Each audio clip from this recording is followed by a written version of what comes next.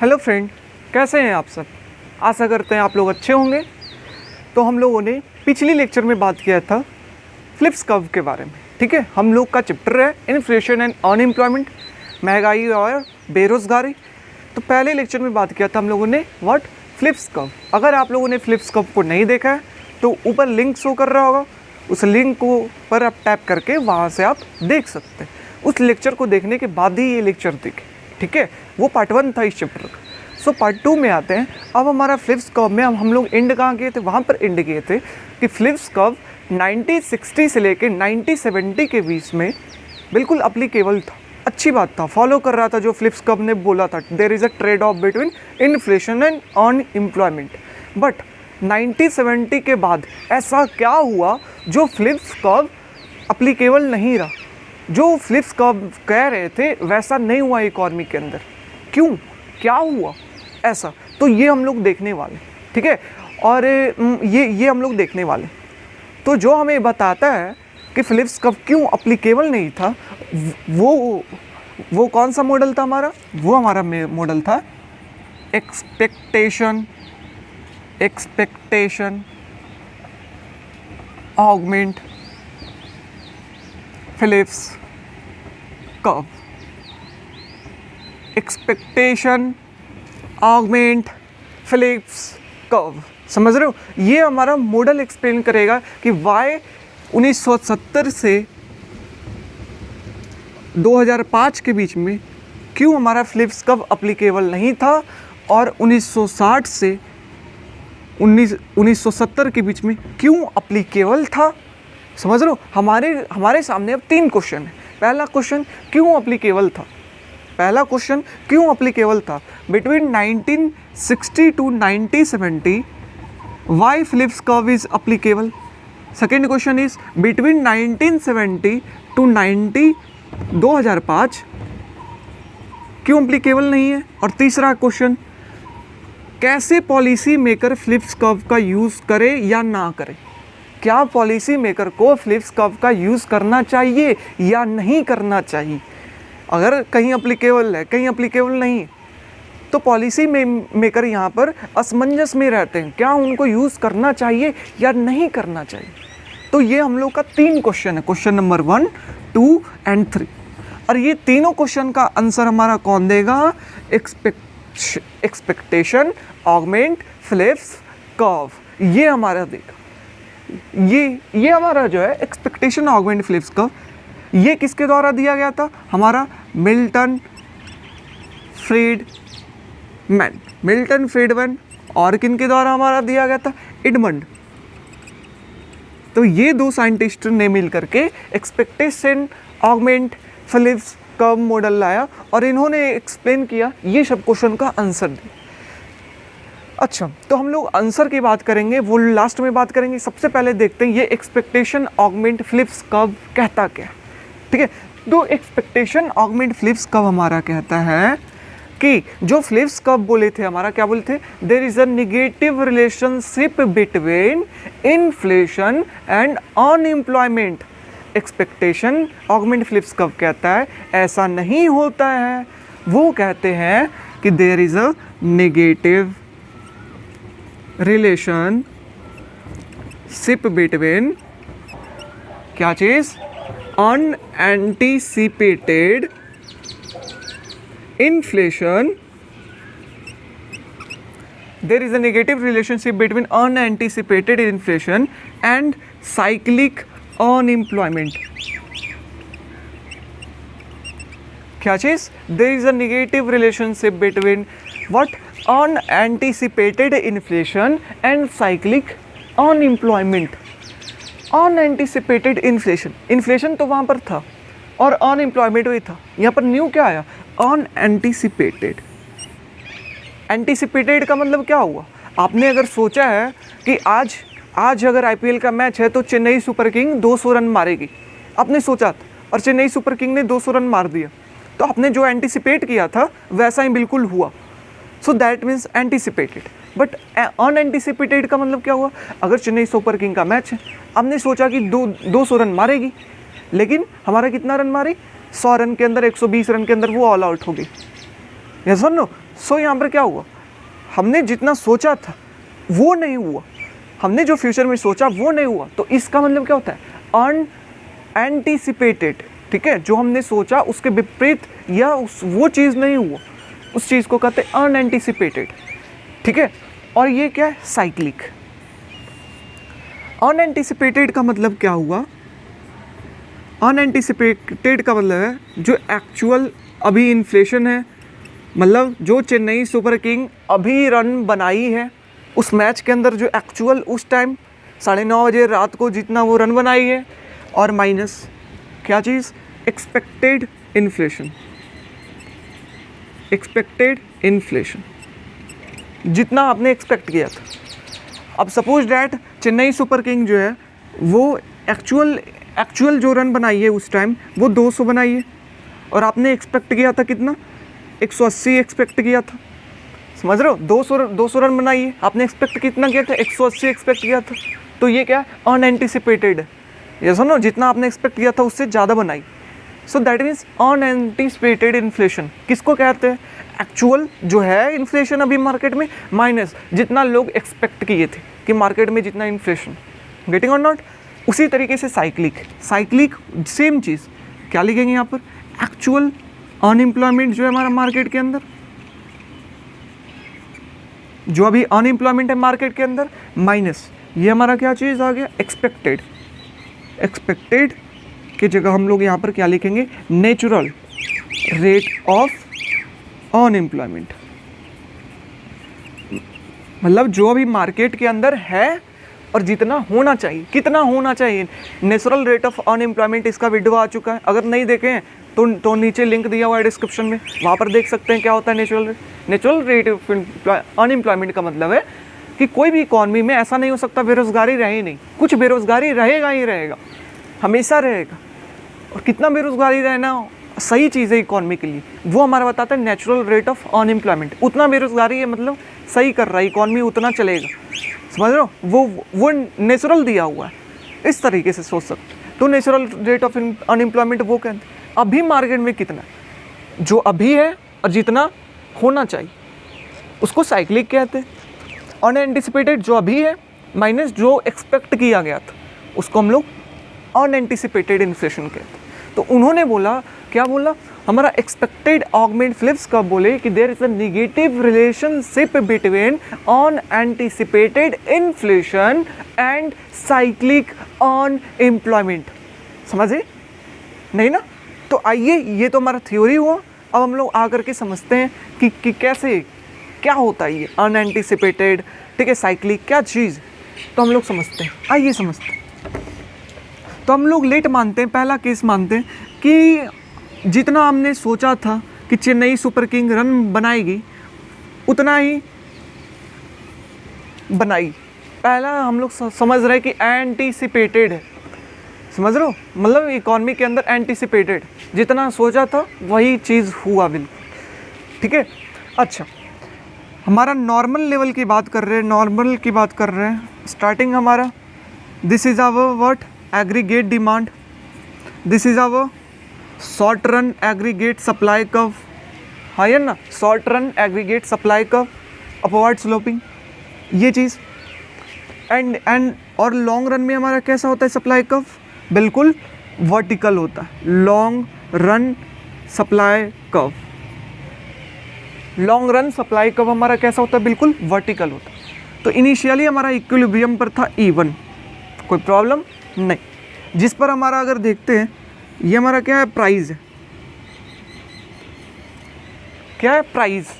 तो यहाँ पर प्राइस, यहाँ पर क्या था हमारा इनिशियली P1, ये हमारा प्राइस और इनकम आउटपुट के बीच का रिलेशन है।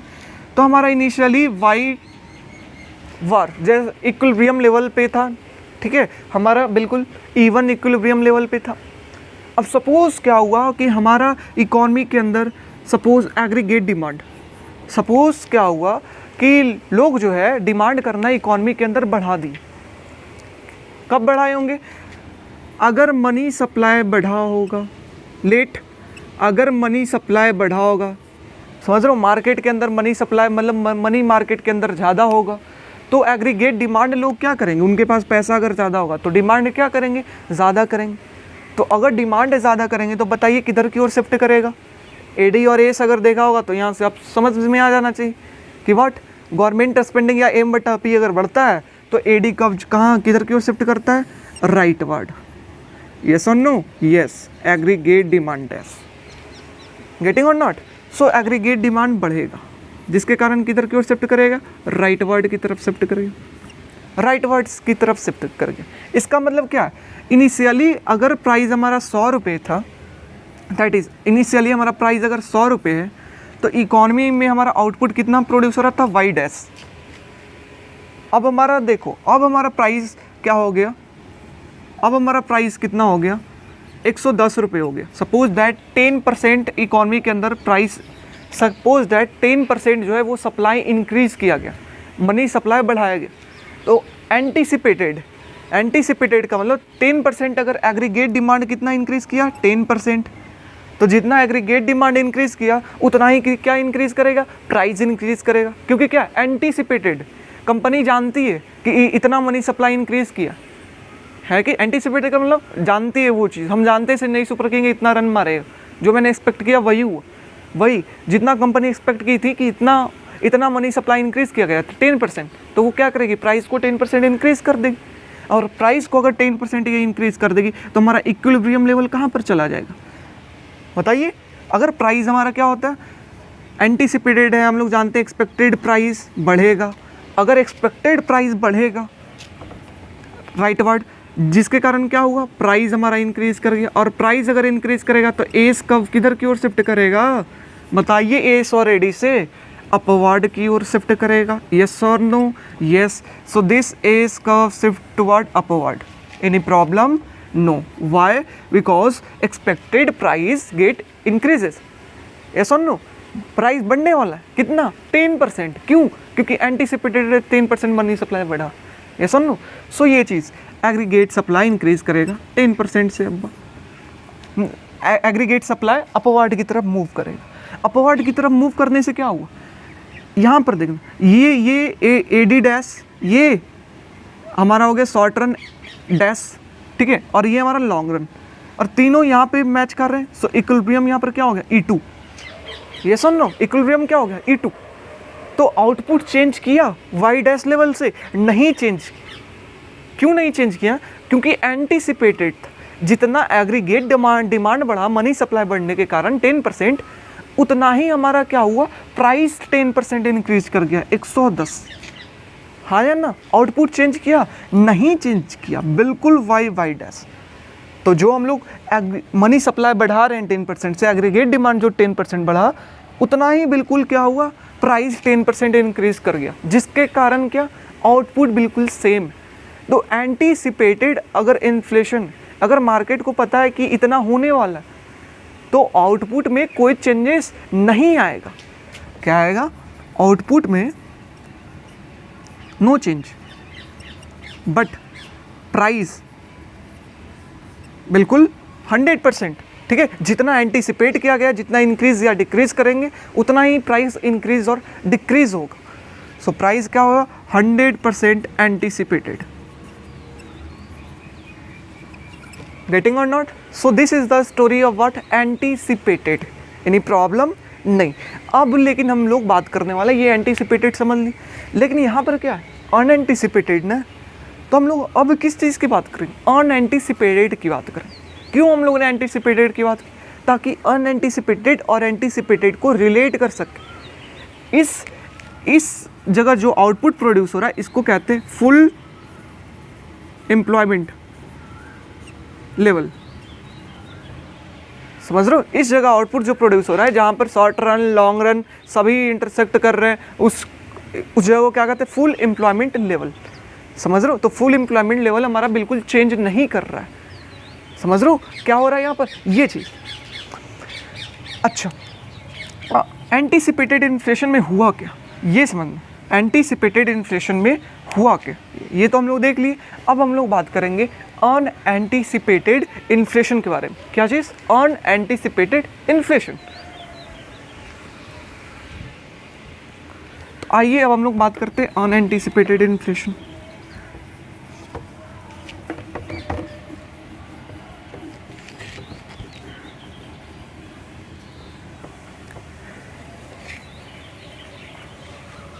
तो अनएंटिसिपेटेड इन्फ्लेशन देखिए क्या होता है।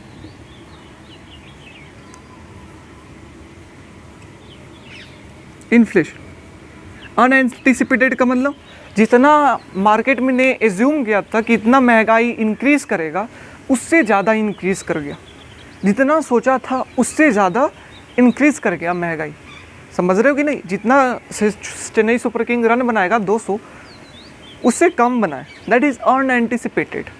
तो सपोज़ हम लोग लेट मानते हैं कि मनी सप्लाई हमारा जो है एंटिसिपेट में कितना किया गया था कि 10%, लेकिन यहाँ पर इंक्रीज हो गया 15%।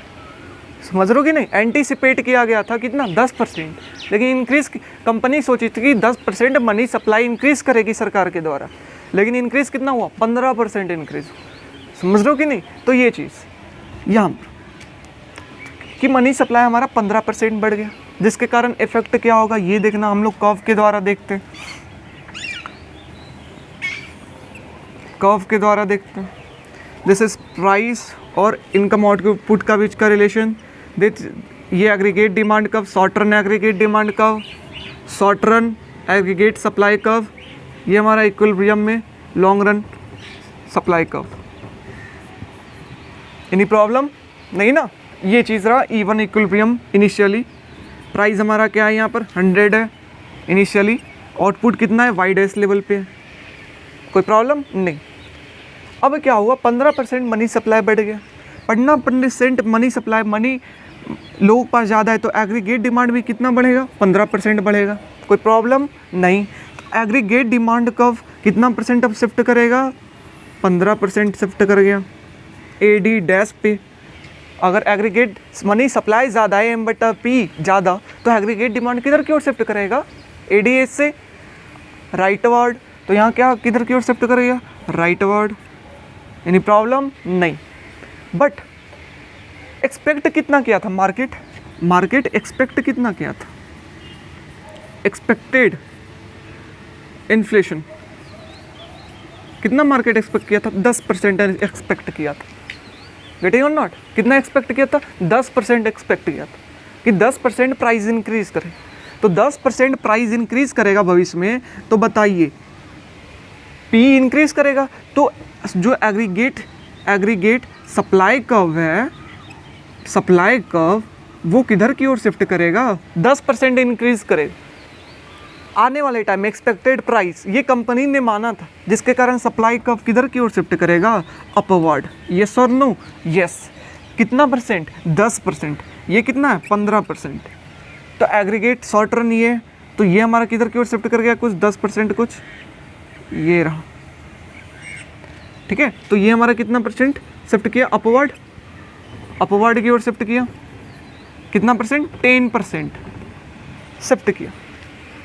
कितना लोग कितना डिमांड किए 15%, शिफ्ट कितना किया एग्रीगेट डिमांड, सप्लाई कितना शिफ्ट किया 10% शिफ्ट किया, जिसके कारण हुआ क्या ये देखना। यहाँ ये हमारा इवन है, इनिशियली इक्विलिब्रियम इवन है, ये शिफ्ट किया इधर, ये शिफ्ट किया कुछ इधर, मिल कहाँ रहा है दोनों, एग्रीगेट सप्लाई और डिमांड कहाँ मिल रहा है, कुछ यहाँ मिल रहा है और यहाँ मिल रहा है। तो ये हमारा शॉर्ट रन के अंदर क्या होगा, इनकम और आउटपुट इंक्रीज होगा Y1 लेवल पर। Yes or no? समझ रहे हो कि नहीं? अनएक्सपेक्टेड इन्फ्लेशन अगर हमारा क्या है मार्केट में ज़्यादा है, मतलब मार्केट में पैसा ज़्यादा है देन जितना एज्यूम किया गया था, तो हमारा क्या हुआ एग्रीगेट डिमांड ज़्यादा शिफ्ट करेगा किससे, एग्रीगेट सप्लाई से। ये सुन लो, किससे ज़्यादा शिफ्ट करेगा, एग्रीगेट सप्लाई से एग्रीगेट डिमांड ज़्यादा शिफ्ट, जिसके कारण क्या होगा इकोनॉमी में E1 लेवल से इक्विलिब्रियम कहाँ पर चला जाएगा E2 लेवल पे चला जाएगा, जिससे कुछ इनकम और आउटपुट बढ़ेगा। कुछ इनकम और आउटपुट अब क्या होगा हमारे इकोनॉमी में बढ़ेगा। एक क्या होगा, जो हमारा फुल एम्प्लॉयमेंट लेवल है उससे कुछ ज़्यादा इनकम आउटपुट होगा। Yes or no? यस। अच्छा ये हुआ। फिर से इस इफेक्ट को समझना हल्का सा, मनी सप्लाई 15%, ठीक है। एग्रीगेट डिमांड इंक्रीज बाई 15%, किधर की ओर शिफ्ट करेगा, शिफ्ट किधर की ओर, राइटवर्ड की तरफ शिफ्ट करेगा, राइटवर्ड की तरफ शिफ्ट करेगा। बट जिसके कारण क्या होगा हमारा, जिसके कारण क्या होगा, एक्सपेक्टेड इन्फ्लेशन हमारा कितना है, एक्सपेक्टेड इन्फ्लेशन, इन्फ्लेशन कितना है हमारा, दैट इज 10%, जिसके कारण प्राइस 10% से इंक्रीज होगा भविष्य में, तो पी इंक्रीजेस, जिसके कारण एग्रीगेट सप्लाई कर्व किधर की ओर शिफ्ट करेगा, बताइए, लेफ्टवर्ड की तरफ। कितना परसेंट शिफ्ट करेगा, जितना कंपनी ने एज्यूम किया था, कितना परसेंटेज एज्यूम किया, 10% एज्यूम किया। डिमांड बढ़ रहा है 10% से, एग्रीगेट सप्लाई बढ़ रहा है, डिमांड बढ़ रहा है 15 से, सप्लाई बढ़ रहा है 10 से, जिसके कारण क्या होगा हमारा, इकॉनमी में आउटपुट ज़्यादा होगा। किससे, आउटपुट ज़्यादा होगा full employment levels. Output economy में क्या है, ज़्यादा, किससे, फुल एम्प्लॉयमेंट लेवल्स। अब समझना यहाँ पर क्या होगा, आउटपुट ज़्यादा है इकॉनमी में, कंपनी ने एज्यूम किया था 10%, मार्केट में 15%, ठीक है। तो कंपनी ने 10% एज्यूम किया कि इन्फ्लेशन बढ़ेगा, ठीक है, मनी सप्लाई बढ़ेगी, तो कंपनी ने क्या किया, 10% वेज को भी इंक्रीज़ किया कि जो हमारे यहाँ काम करने वाले हैं 10% महंगाई बढ़ेगी अगले साल, तो 10% हम उनका वेज भी बढ़ा देंगे, तब वो हमारे कंपनी के अंदर रहेंगे, ये चीज़। लेकिन क्या हुआ, मार्केट के अंदर है 15%, कितना है मार्केट के अंदर, 15%, ये सुन लो, हाँ 15% इन्फ्लेशन। और ये प्राइस की बात करते हैं तो ये 100 रुपये से कहाँ चला गया, ये कुछ 113 रुपये चला गया, कहाँ चला गया, 113 रुपये, 115 रुपये कहाँ होता, यहाँ पर होता है 115 रुपये, लेकिन कहाँ चला गया, 113 रुपये। तो समझना 10% इंक्रीज़ किया गया, मतलब वेज अगर 100 रुपये पहले दे रहे थे तो 10% इंक्रीज़ करने का मतलब क्या, 110 रुपये वेज मिल रहा है, लेकिन मार्केट में प्राइस क्या है, 113 रुपये। सो जो लेबर होंगे वो क्या कहेंगे कंपनी को जा करके, सर मार्केट में ज़्यादा प्राइस है, आप ज़्यादा पैसा में बेच रहे हैं, आपको 13% मिल रहा है, हमको 10% इंक्रीज़ किए, तो क्या कहेंगे, वो बोलेंगे कि वेज हमारा बढ़ाइए, हाँ या ना, अरे बताओ क्या कहेंगे, वेज हमारा बढ़ाइए, कौन, लेबर। क्यों, क्योंकि जितना एक्सपेक्ट किया गया उससे ज़्यादा इन्फ्लेशन है मार्केट के अंदर, जिसके कारण प्राइस ज़्यादा है, जिसके कारण लेबर डिमांड करना प्राइस वेज का ज़्यादा करेंगे। तो यहाँ से क्या होगा, अगर आउटपुट ज़्यादा है तो वेज क्या, तो यहाँ से जो इक्विलिब्रियम प्राइस है उससे प्राइस क्या है, ज़्यादा है, तो एक्सपेक्टेड प्राइस हमारा आने वाले टाइम में क्या होगा, जो हमारा प्राइस है आने वाले टाइम में वो क्या होगा, ज़्यादा होगा, जितना एक्सपेक्ट किए उससे क्या होगा, ज़्यादा होगा। अब अगर प्राइस ज़्यादा होगा तो हम लोग एडी और एस में देख चुके हैं कि वेज क्या करना पड़ेगा, हमको ज़्यादा करना पड़ेगा, यस और नो। अगर वेज हम लोग ज़्यादा करेंगे तो ये बताइए आउटपुट क्या होगा, ज़्यादा प्रोड्यूस होगा, सॉरी वेज अगर ज़्यादा है तो क्या करेगी, हमारा लेबर है वो डिमांड क्या करेगी, मार्केट में ज़्यादा करेगी। अगर डिमांड ज़्यादा करेगी तो आउटपुट क्या होगा हमारा, आउटपुट कंपनी क्या करेगी, प्रोड्यूस ज़्यादा करेगी। अगर कंपनी को आउटपुट प्रोड्यूस ज़्यादा करना है तो लेबर का डिमांड क्या करेगी, ज़्यादा करेगी, और जिसके कारण अनएम्प्लॉयमेंट क्या होगा, कम होगा, क्या होगा, कम होगा। इफेक्ट समझना कहाँ से स्टार्ट हुआ, था मनी सप्लाई से स्टार्ट हुआ, 15%, एग्रीगेट डिमांड 15% शिफ्ट किया राइटवर्ड, ठीक है। प्राइस हमारे क्या है, आने वाले टाइम में 10% माना जा रहा है इंक्रीज़ करेगा, जिसके कारण क्या होगा, P expected price increases, aggregate supply curve shift toward upward, ठीक है। ये चीज़ जिसके कारण क्या हुआ, हमारा आउटपुट जो है वो ज़्यादा प्रोड्यूस हो रहा है जितना होना चाहिए, ठीक है, और जिसके कारण क्या होगा, प्राइस हमारा क्या है, ज़्यादा है जितना होना चाहिए, प्राइस ज़्यादा है जिसके कारण वेज क्या करेंगे, लेबर ज़्यादा डिमांड करेंगे, वेज क्या करेंगे, ज़्यादा डिमांड, वेज अगर ज़्यादा होगा उनका तो लेबर डिमांड क्या करेंगे, मार्केट में चावल की डिमांड क्या करेंगे, ज़्यादा करेंगे। अगर चावल की डिमांड ज़्यादा करेंगे तो कंपनी क्या करेगी, सप्लाई ज़्यादा करेगी, सप्लाई बढ़ाना है तो क्या करना होगा, लेबर, जो चावल बनाने के लिए लेबर को चाहिए तो लेबर की डिमांड क्या करेंगे, ज़्यादा करेंगे, और लेबर की डिमांड ज़्यादा करेंगे तो अनएम्प्लॉयमेंट क्या होगा, कम होगा, yes or no, yes. So effect समझना, इफेक्ट क्या है कि मनी सप्लाई को अगर बढ़ाया गया जिसके कारण प्राइस बढ़ा, जिसके कारण इन्फ्लेशन बढ़ा, लेकिन अनएम्प्लॉयमेंट डिक्रीज हुआ, ये सुनो, मनी सप्लाई बढ़ा, इन्फ्लेशन प्राइस बढ़ा, इन्फ्लेशन बढ़ा और अनएम्प्लॉयमेंट कम हुआ। Yes or no? यस। कब? जब अनएंटिसिपेटेड इन्फ्लेशन रहेगा तब हमारा साइक्लिक एम्प्लॉयमेंट क्या होगा? कम होगा। समझ रहे हो कि नहीं? जब अनएंटिसिपेटेड इन्फ्लेशन रहा, मतलब अनएंटिसिपेटेड का मतलब 15% इंक्रीज हुआ, जितना एक्सपेक्ट किया था गया था 10%, तो साइक्लिक अनएम्प्लॉयमेंट क्या होगा? डिक्रीज होगा। समझ रहे हो कि नहीं? कब? जब अनएंटिसिपेटेड रहेगा तब। लेकिन अगर एंटिसिपेटेड रहेगा, हम लोगों ने बात किया था, तो वहाँ पर क्या हुआ था? वहाँ पर बात हुआ था कि एंटिसिपेटेड में क्या हुआ था कि हमारा जितना प्राइस, एक्सपेक्टेड प्राइस जो हमने माना है वही बिल्कुल प्राइस है, तो अनएंटिसिपेटेड तो बिल्कुल जीरो है। Yes or no? अगर बात करते हैं एंटिसिपेटेड की बात करते हैं, तो एंटिसिपेटेड में हम लोग क्या देखे थे? एंटिसिपेटेड में हम लोग देखे थे कि जितना हम लोगों ने माना कि महंगाई बढ़ेगा 10%, उतना ही हमारा, ठीक है, जो मैंने माना वही हुआ, मतलब 100 से 110 रुपये हुआ और वही सेम चीज़ हुआ। तो जिसके कारण अनएक्सपेक्टेड, अनएंटिसिपेटेड का अगर डेफिनेशन देखते हैं तो वो क्या है? Actual minus what? जो तुमने एक्सपेक्ट किया। तो एक्चुअल एंटिसिपेटेड में कितना है? 10%। एक्सपेक्ट कितना किया था? 10%। अनएंटिसिपेटेड इन्फ्लेशन कितना? 0%। किसमें? एंटिसिपेटेड में। अच्छा, साइक्लिक अनएम्प्लॉयमेंट क्या होगा इसके अंदर? साइक्लिक अनएम्प्लॉयमेंट क्या होगा ये देखना। ये क्या होता है? एक्चुअल और माइनस नेचुरल। तो एक्चुअल, अगर अनएंटिसिपेटेड की बात करते हैं तो एक्चुअल हमारा कितना था? एक्चुअल हमारा था, बिल्कुल ये देखना, ये कर्व, ये लॉन्ग रन का कर्व, ये कुछ एग्रीगेट डिमांड इधर शिफ्ट किया था, एग्रीगेट सप्लाई इधर, बिल्कुल एक्चुअल अनएम्प्लॉयमेंट जितना पहले था, that is full employment level पे था, उतना ही लेवल पे है अभी भी। जिसका मतलब क्या आप समझ में आता है? एक्चुअल लेवल अगर ये 7% पर था तो ये 7% पर है, फुल एम्प्लॉयमेंट लेवल पर जितना है, और नेचुरल भी कितना है? फुल एम्प्लॉयमेंट लेवल 7% है। Yes or no? So overall कितना हमारा आ गया? ये 0। तो एंटीसिपेटेड में हमारा क्या होता है? एंटीसिपेटेड में अनएंटिसिपेटेड इन्फ्लेशन वो भी 0 होता है और साइक्लिक अनएम्प्लॉयमेंट वो भी 0 होता है। किसमें? एंटीसिपेटेड के केस में। समझ रहे हो कि नहीं? Yes or no? Yes. Getting my point?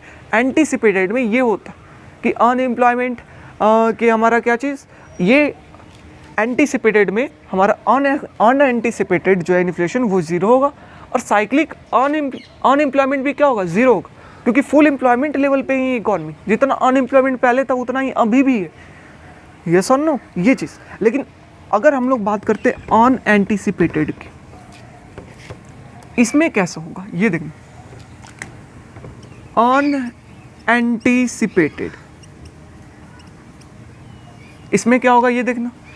Unanticipated क्या होता है? एक्चुअल इन्फ्लेशन माइनस क्या चीज़? Expected inflation. एक्चुअल अभी मार्केट के अंदर कितना अनएंटिसिपेटेड में? 15%। एक्सपेक्ट कितना गया था? 10%। Yes or no? यस। अच्छा, हमारा अब बात करते हैं अनएंटिसिपेटेड इन्फ्लेशन। इधर क्या था? साइक्लिक। वो क्या है? Actual unemployment minus natural unemployment. Yes or no? तो एक्चुअल अनएम्प्लॉयमेंट की बात करते हैं तो यहाँ पर आउटपुट बढ़ा। आउटपुट बढ़ने के कारण क्या होगा? लोग ज़्यादा वर्कर का डिमांड करेंगे, तो अनएम्प्लॉयमेंट क्या होगा यहाँ पर? एक्चुअल में कम होगा। Yes or no? अनएम्प्लॉयमेंट क्या होगा यहाँ पर? कम होगा एक्चुअल में। Yes or no? अनएम्प्लॉयमेंट क्या होगा? कम होगा। तो यहाँ पर सपोज डेट 5% है अनएम्प्लॉयमेंट, 5%, और नेचुरल पे कितना था हमारा? 7%। Yes or no? तो अगर हम लोग 5% अनएंटिसिपेटेड इन्फ्लेशन इंक्रीज हुआ तो हमारा अनएम्प्लॉयमेंट जो है वो -2% हुआ, डिक्रीज हुआ। समझ रहे हो कि नहीं? अगर अनएंटिसिपेटेड इन्फ्लेशन इंक्रीज हुआ 5%, तो क्या यहाँ पर जो अनएम्प्लॉयमेंट है वो डिक्रीज हुआ, कितना? 2%। तो ये हमारा रिलेशन शो करता है कौन? Expectation augment Phillips curve. Any problem? नहीं ना? नहीं। अगर नहीं समझ में आया होगा, कुछ नहीं है, रिमाइंड करिए फिर से। And this is very interesting topic यार, फिलिप्स कर्व आप कहीं भी चले जाए, यूपीएससी चले जाए, नॉर्मल न्यूज़पेपर की बात करते हैं, बिल्कुल वहाँ पर अनएंटिसिपेटेड में क्या होता है, बिल्कुल ज़ीरो होता है। ठीक है, एंटीसिपेटेड में क्या होता है, अगर एंटीसिपेटेड अनएंटिसिपेटेड इन्फ्लेशन अगर पॉजिटिव है तो साइक्लिक अनएम्प्लॉयमेंट नेगेटिव हो। So there is a negative relationship. Yes or no, किसके द्वारा दिया गया, मिल्टन फ्रीडमैन और क्या, एडमंड। एनी प्रॉब्लम, नहीं ना, नहीं। आइए हम लोग आगे अब हम लोग आगे बात करते हैं। अब हम लोग इस चीज़ से एक कंक्लूजन हम लोग को निकाल लेना चाहिए। क्या कंक्लूजन निकालना चाहिए वो देखना। अब हमको कंक्लूजन निकालना चाहिए, क्या देखिए, अगर हमारा एक्चुअल इन्फ्लेशन माइनस क्या जी एक्सपेक्टेड इन्फ्लेशन जो है वो नेगेटिव होता है। किसका नेगेटिव होता है, अभी हम लोगों ने बात किया, ये हमारा क्या है, unanticipated inflation. Yes or no, unanticipated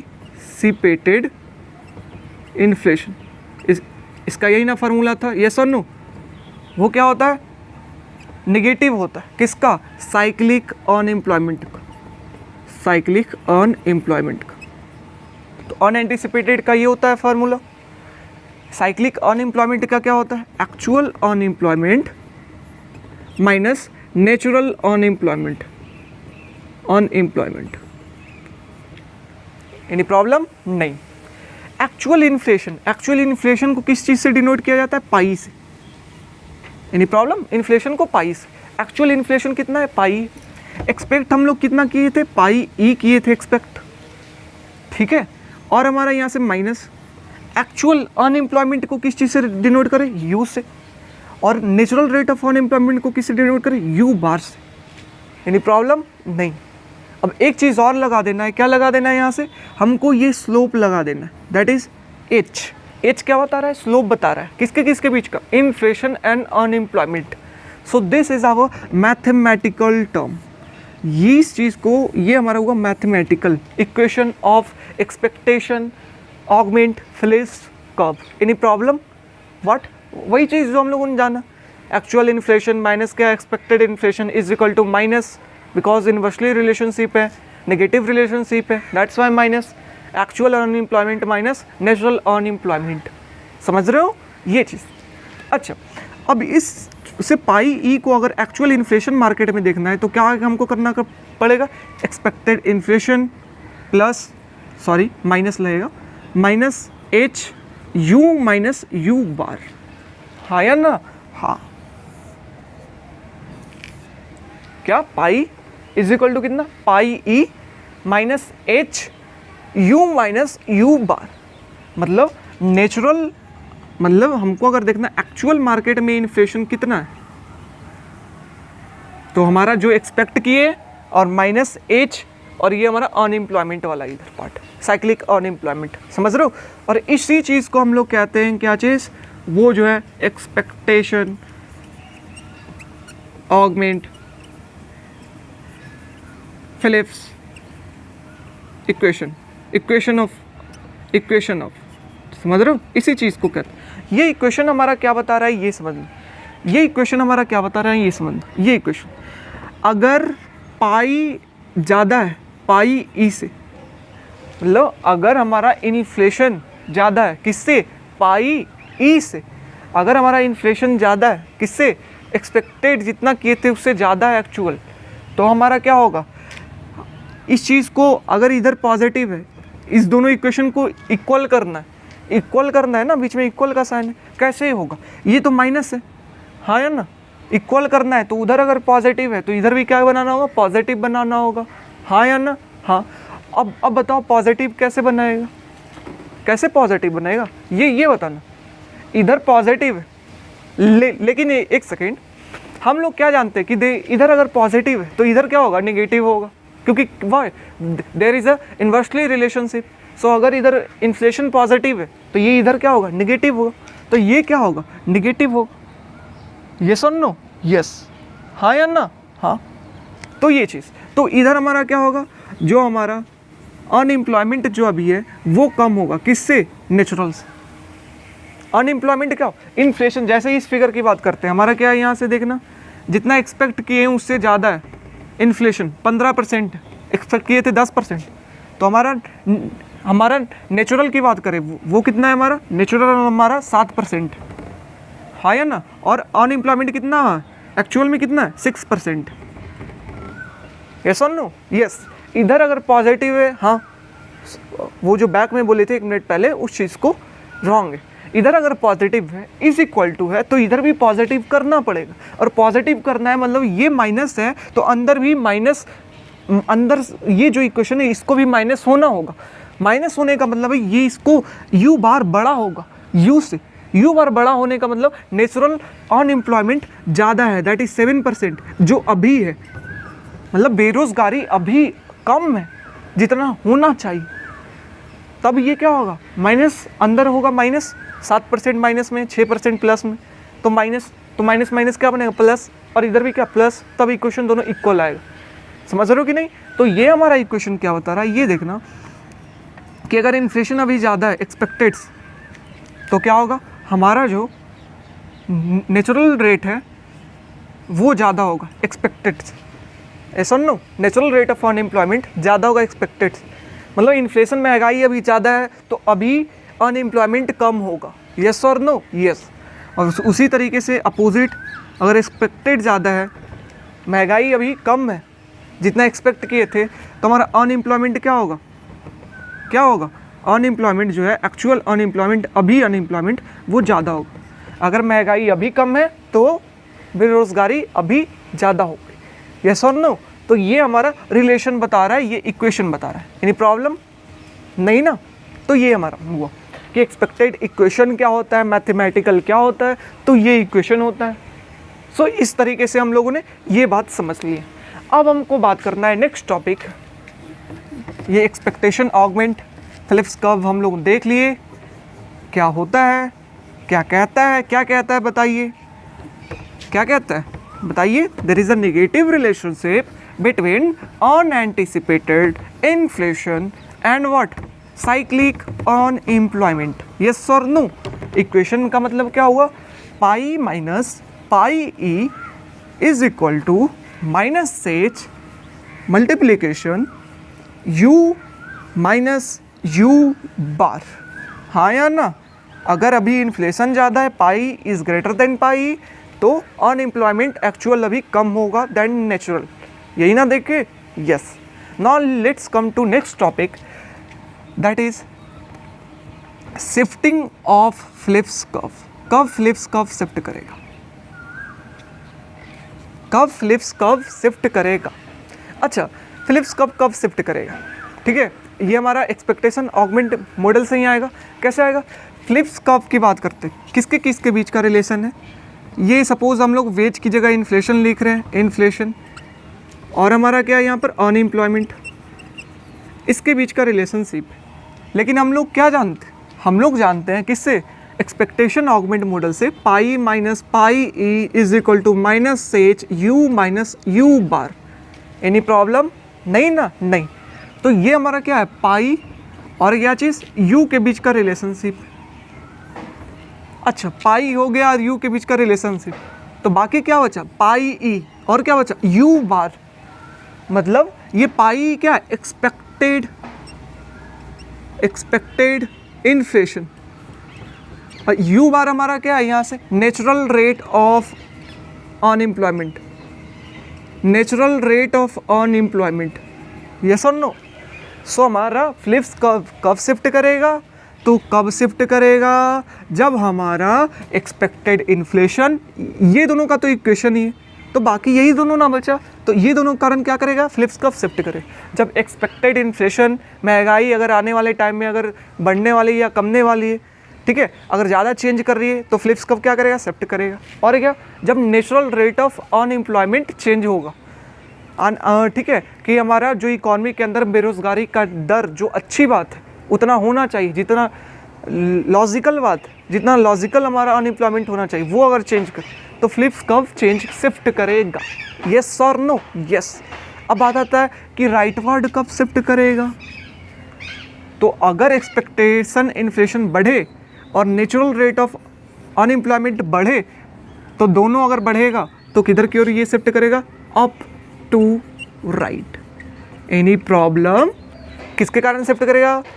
जब एक्सपेक्टेड इन्फ्लेशन चेंज करेगा और natural rate of unemployment change करेगा, इंक्रीज करेगा अप टू द राइट, और अगर डिक्रीज करेगा दोनों या एक भी कोई भी दोनों कारण चेंज हो रहा है, दो डिक्रीज करेगा, कोई एक भी डिक्रीज किया, अगर एक्सपेक्टेड इन्फ्लेशन कम हुआ Phillips curve shift toward down to the left, और अगर नेचुरल रेट ऑफ अनएम्प्लॉयमेंट भी अगर डिक्रीज किया तो किधर की ओर, down to the left. Any problem? Flips curve.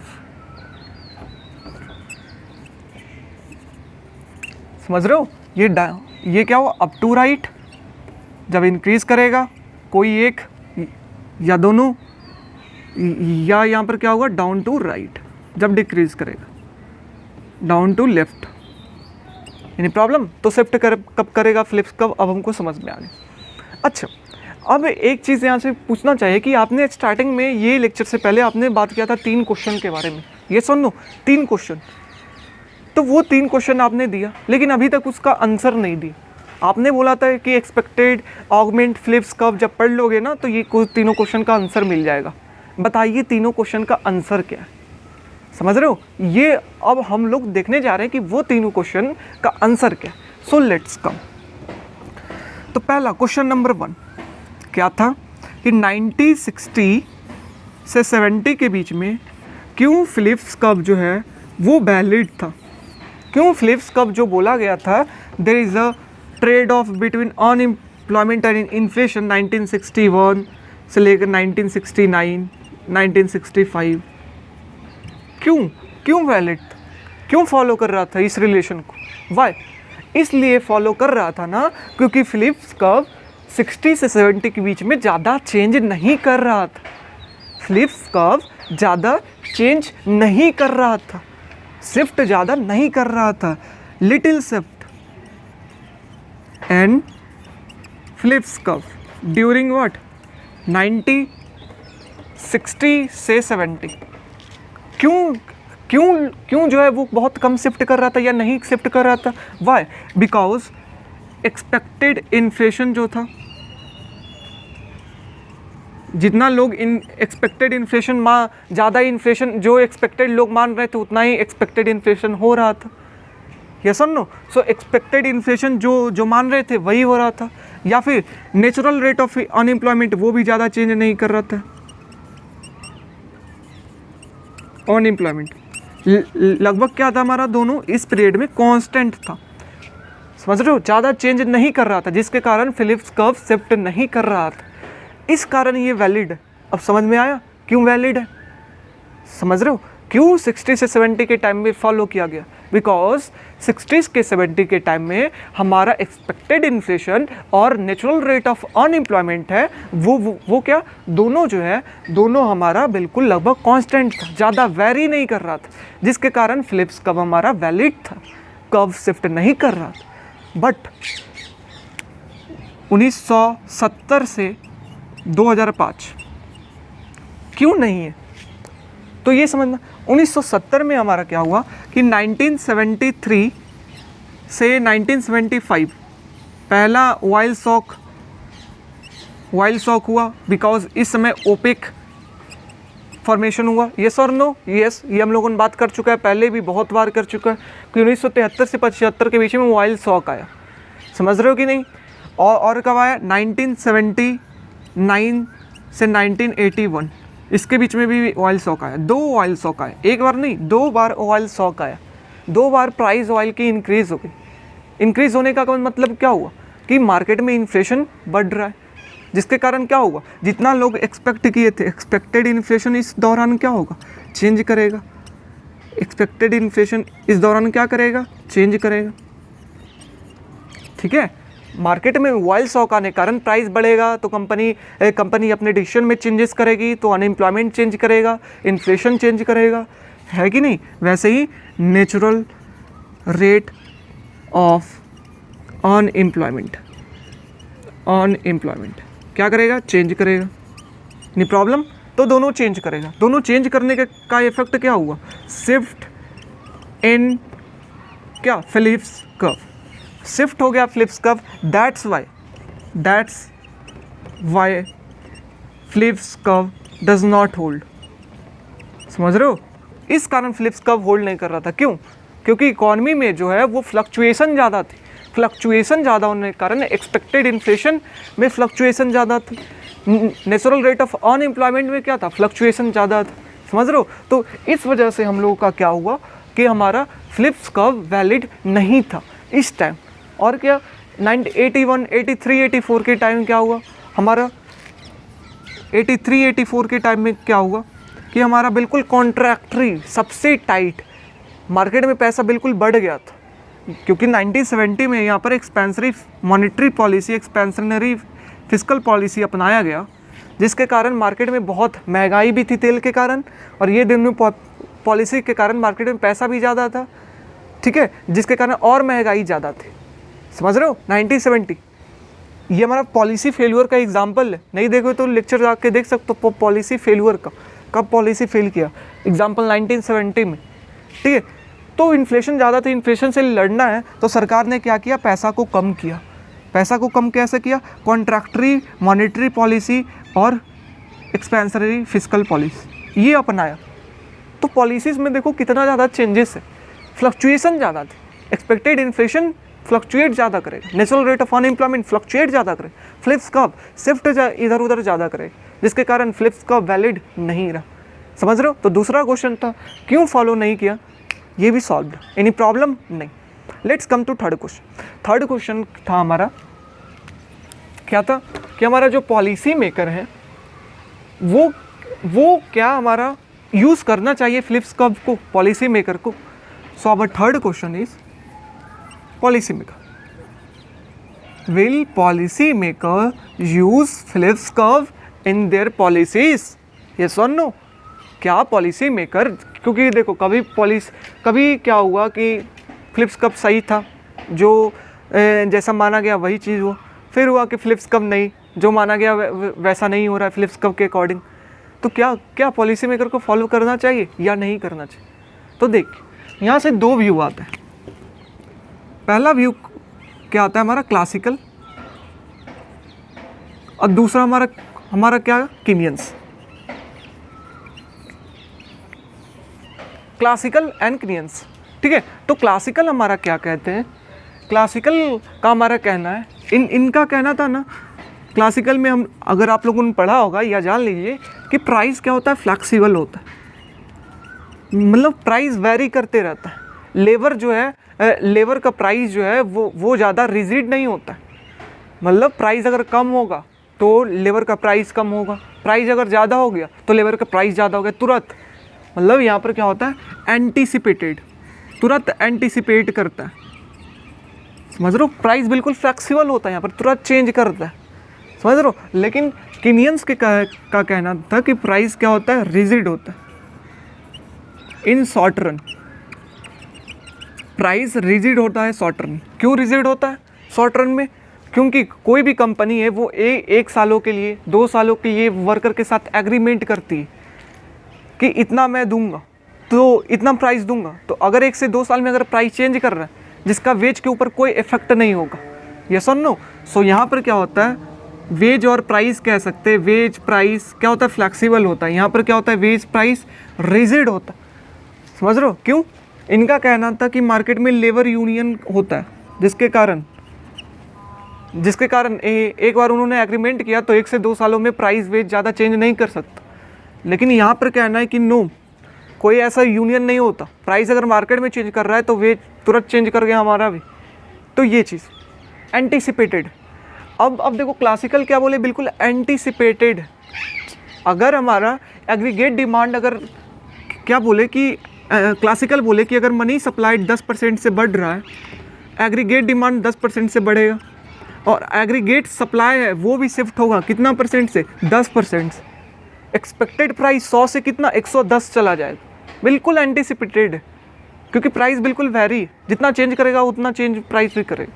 समझ रहे हो कि नहीं। सो जिस कारण हमारा क्या होगा, ये जो पॉलिसीज़ है, जो पॉलिसी लाया गया है ठीक है, जिसमें मनी सप्लाई इंक्रीज़ किया गया था, महंगाई को बढ़ाया गया था ताकि क्या बेरोज़गारी कम हो, दैट इज़ व्हाट साइक्लिक जो हमारा था साइक्लिक अनएम्प्लॉयमेंट वो कम हो, वो नहीं हुआ। कितना हुआ? 0%। Yes or no? Cyclic unemployment, no change in unemployment, no change in unemployment, ठीक। तो हमारा क्लासिकल कहते हैं कि पॉलिसी के केस में क्लासिकल कहते हैं कि अगर हम लोग क्या करते हैं, मनी सप्लाई को चेंज करते हैं कि अगर पॉलिसी मेकर क्लासिकल की तरह सोचे तो उन्होंने सोचा कि अगर मनी सप्लाई को बढ़ाया जाए तो इन्फ्लेशन बढ़ेगा और अनएम्प्लॉयमेंट कम होना चाहिए। ये सुन लो, मनी सप्लाई बढ़ा, एग्रीगेट डिमांड बढ़ेगा, प्राइस बढ़ेगा, इन्फ्लेशन बढ़ेगा, ठीक है, जिसके कारण क्या होना चाहिए, हमारा अनएम्प्लॉयमेंट कम होना चाहिए। लेकिन क्लासिकल वाले क्या बोलते हैं, बिल्कुल एंटिसिपेटेड होता है, अगर मनी सप्लाई बढ़ाएंगे तो उतना कंपनी प्राइस बढ़ा देगी, जिसके कारण क्या होगा, बिल्कुल अनएम्प्लॉयमेंट इंक्रीज नहीं करेगा, मार्केट में सिर्फ महंगाई बढ़ेगी, अनएम्प्लॉयमेंट चेंज नहीं करेगा। तो इस कारण यहाँ पर ये जो पॉलिसी लाया गया वो सही नहीं है, अप्लीकेबल नहीं। किस केस में? क्लासिकल के केस में। लेकिन किनियंस क्या कहते हैं? किनियंस कहते हैं कि अगर मनी सप्लाई को बढ़ाया गया 10%, ठीक है, किनियंस कहे सपोज मनी सप्लाई 15% हो गया, एंटीसिपेट कितना किया गया था? एंटीसिपेट किया गया था सपोज 10%। सो अनएंटीसिपेटेड इन्फ्लेशन है, ठीक है, जिसके कारण क्या हुआ, हमारा एग्रीगेट एडी हमारा क्या कर गया, इंक्रीज कर गया, कितना परसेंट? 15%। बट अनएंटीसिपेटेड है यहाँ से, तो हमारा एग्रीगेट सप्लाई कितना होगा, जितना माना था 10% शिफ्ट करेगा। ये सुन लो ये चीज़। तो यहाँ पर इनका कहना था, किनियंस का कहना था, ये हमारा क्या एंटीसिपेटेड वाला पार्ट में क्लासिकल आ गए, ये हमारा अनएंटीसिपेटेड वाले पार्ट में क्या आ गए, किनियंस आ गए।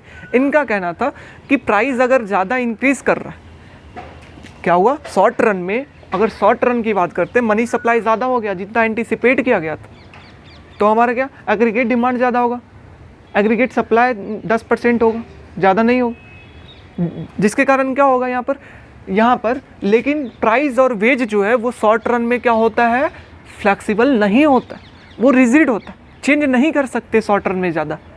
रिजिड होने के कारण क्या होगा, प्राइस ज़्यादा रिजिड होने के कारण क्या होगा, हमारा प्राइस जो है 100 अगर 15% इंक्रीज़ किया तो 100 से 115 नहीं होगा। उन्होंने कहा रिजिड होता है, इस कारण 100 से 113 112 कुछ ऐसा होगा। प्राइस रिजिड होता है, ज़्यादा चेंज नहीं कर सकता, वेज ज़्यादा चेंज नहीं कर सकता, समझ रहे हो, शॉर्ट रन में। तो ये चीज़, ये सुन लो। सो ये अनएंटिसिपेटेड वाला बिल्कुल पार्ट है। अगर प्राइस 113 वगैरह सब कुछ है तो हम लोग क्या देखे थे, आउटपुट ज़्यादा होगा, आउटपुट ज़्यादा होगा, इक्विलिब्रियम, ठीक है, आउटपुट ज़्यादा होगा फुल एम्प्लॉयमेंट लेवल से। अगर आउटपुट ज़्यादा होगा तो हम लोग देखे थे अनएम्प्लॉयमेंट कम होगा then natural. Yes or no? Yes. तो किनियंस का कहना था कि शॉर्ट रन के केस में मनी सप्लाई अगर बढ़ाते हैं, अनएंटिसिपेटेड मनी सप्लाई पॉजिटिव है, 15 - 10 = 5, तो हमारा क्या होगा, एग्रीगेट डिमांड बढ़ेगा, एग्रीगेट सप्लाई जो पहले माना था उतना है, तो हमारा प्राइस और वेज फिक्स्ड होने के कारण, रिजिड होने के कारण हमारा प्राइस टोटल इंक्रीज़ नहीं करेगा। जैसे यहाँ से 10% इंक्रीज़ किया तो 110, यहाँ 15% इंक्रीज़ किया है तो फ्लेक्सिबल रहता तो 115, तो नहीं 112 113 कुछ ऐसा इंक्रीज़ करे, जिसके कारण आउटपुट क्या होगा, ज़्यादा इंक्रीज़ करेगा। कंपनी लेबर को दे रही है 110 112 रुपये, उनको मिल रहे 115 रुपये, तो कंपनी ज़्यादा बनाएगी, जिसके कारण क्या होगा, कंपनी ज़्यादा डिमांड करेगी लेबर की, जिसके कारण अनएम्प्लॉयमेंट क्या होगा, कम होगा। तो इनका कहना है किनियंस का कि शॉर्ट रन के अंदर पॉलिसी मेकर वो यूज़ कर सकते, ठीक है। इनका कहना है कि शॉर्ट रन के अंदर पॉलिसी मेकर जो है वो यूज़ नहीं कर सकते क्लासिकल का, समझ रहे हो कि नहीं। लेकिन लॉन्ग रन की अगर जब बात आती है, किसका, लॉन्ग रन का, तो लॉन्ग रन में क्या होगा ये देख।